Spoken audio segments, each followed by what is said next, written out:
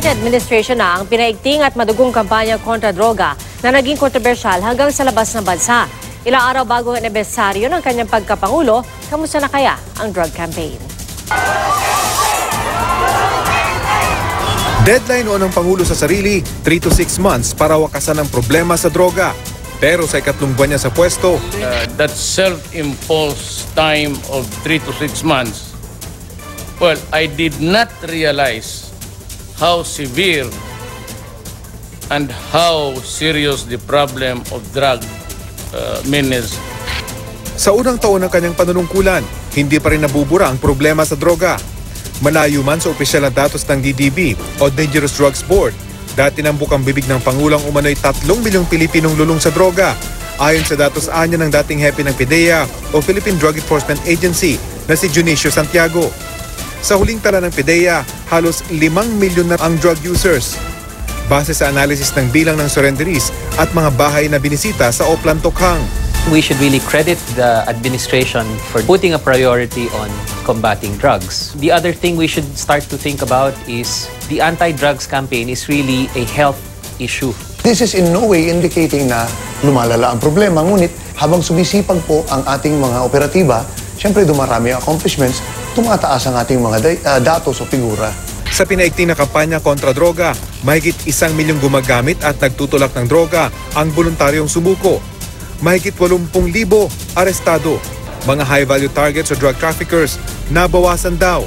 Higit 18 bilyong pisong halaga ng droga at iba pang ebidensya, nasa wata sa halos 60,000 operasyong kontra droga.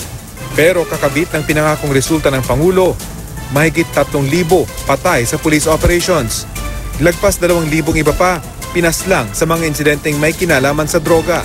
If the outcome is nasasaktan yung kabataan, nawawalan sila ng tiwala sa mga pulis natin, mas lalong lalago yung problema. There were clearly missteps, as with any policy strategy. And some of these missteps, unfortunately, resulted in things that we can no longer correct. Naging effective yung ating campaign against illegal drugs. Somewhere along the way, natural magkakaproblema. May mga natira pa rin kapulisan na medyo nalilis ng landas. Lahat naman nagkakasundo na ang droga, isang problemang kailangang masawata. Pero kung papaano, dito nagkakatalo ang pananaw ng gobyerno at mga kritiko.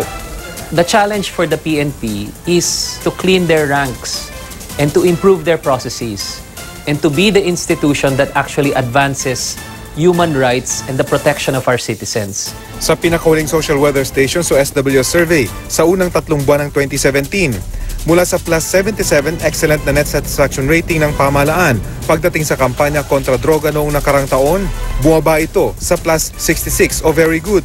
We should not judge the anti-drugs campaign on just 1 year of work, but we can critique the policy. Some of what they're doing is not going to work based on international evidence and is not working based on our own experience. Rafi Tima, GMA News.